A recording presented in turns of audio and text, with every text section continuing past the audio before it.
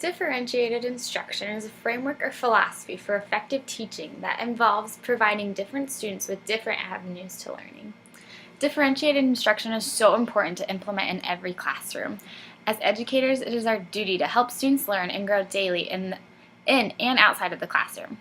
So as educators, we need to adjust our instruction so that it fits each and every need of the learners in our classroom.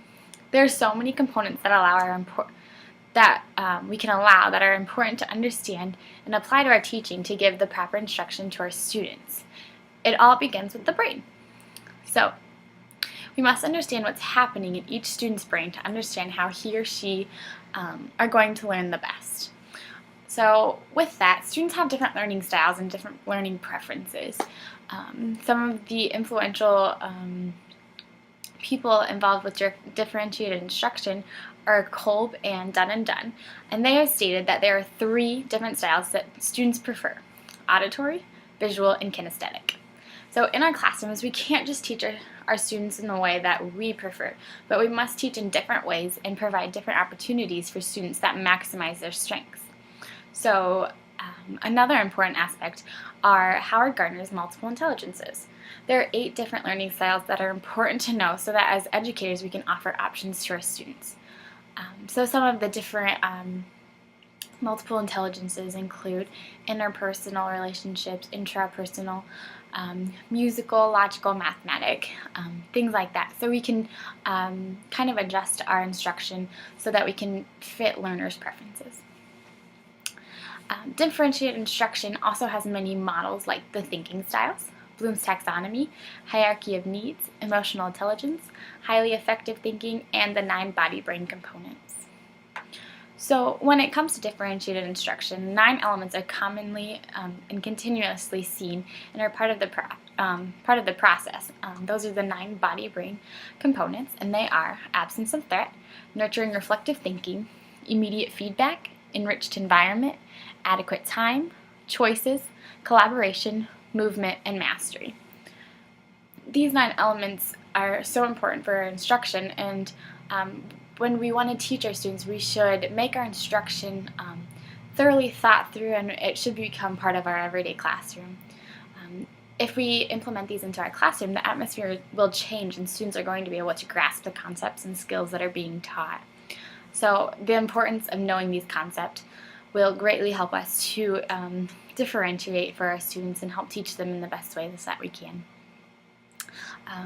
Also, there's just so many different ways that we are able to teach our students. Some of the ways we can teach our students that involve differentiating for them are creating tiered lessons, direct instruction, learning clubs, adjustable assignments, cooperative groups, and flexible grouping. These are some of the well-known strategies that have been used effectively in the classroom. So you might be asking, what do these exactly mean? So we'll begin first talking about direct instruction. So direct instruction is a teacher-directed instruction in which it is solely the teacher directing the students and explaining and teaching. Now, this method may not be fully effective for every student. More so nowadays, students need to learn on their own and be able to have more hands-on experience and kind of teaching themselves or learning from other peers to better understand what the concepts and understand the skills better.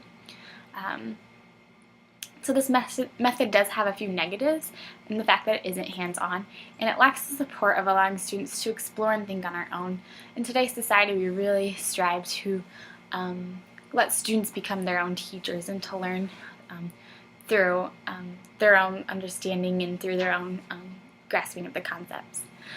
So though this method does have some negatives, it's also a good method because sometimes students can't fully grasp a concept taught unless it's taught simply by the teacher and it has just facts-based understanding for that. Another important term for instruction are learning clubs. This is a great strategy because students are able to be in groups, and within these groups, students are able to teach and help others understand concepts. This form of instruction is definitely more student-oriented, which can be great in the classroom because it really allows students to think and learn and to come up with concepts more on their own rather than just being told this is what it is and this is how you can apply it. Another great term is flexible grouping, and this method is used pretty widely in the classroom setting. For this method, you can use large group, small group, or independent. The benefits of this is that it allows students more than one way of thinking. Their thoughts are expressed from different angles, and it can get the creative juices flowing for students to help them understand and grasp concepts and skills more fully, because it could be with a large group of students, it can be more a smaller group, or it can be more independent where they can just have a variety of different opportunities to learn and to think. So there are a lot of different methods that can be used in the classroom, and there are options, which are good because we can't just use one method over and over. Direct instruction is when we continually are changing our instruction to help do better for our students, to help teach them and help them to get the maximum amount of learning and understanding that they can.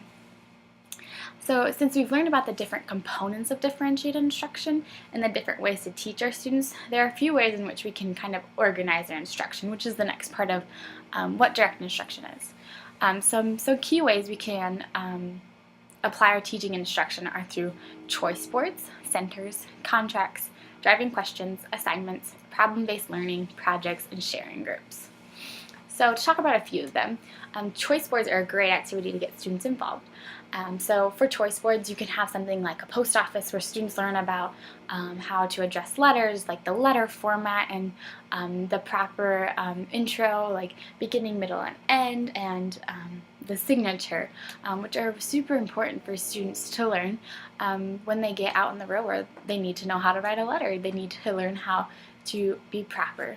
So a choice board about the post office is a great option. Another idea for a choice board would be a news station in which the students each are assigned a certain role, and they're in charge of finding current events or news areas to cover. And with that, they are able to explore and research and get out in the community, but they're also able to help inform their peers about what's happening around them.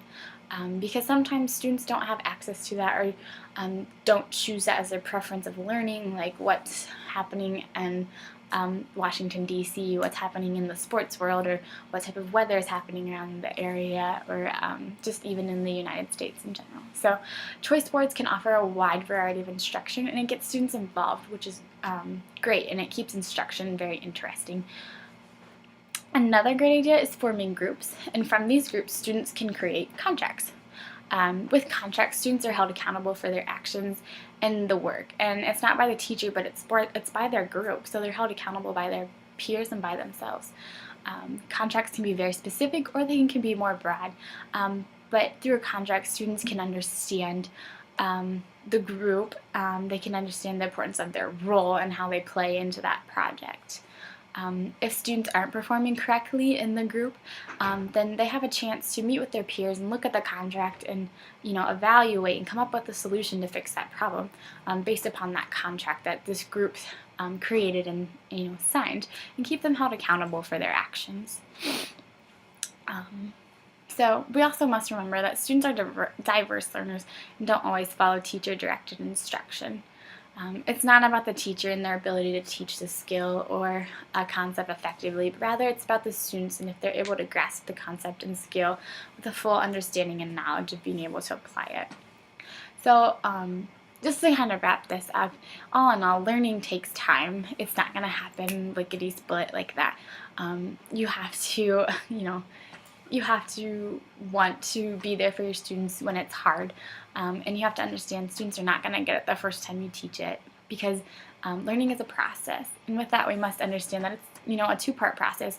Is one of finding and identifying the patterns, like letting students identify, and then from that we can help them to build programs to use those patterns.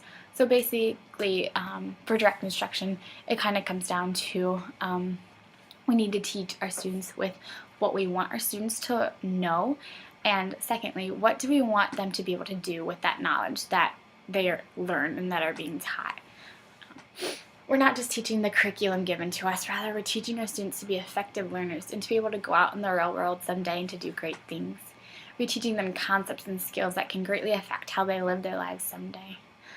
Our jobs are so important, and we can't just neglect our students. We need to care each day and know that we can impact our students' lives in so many different ways.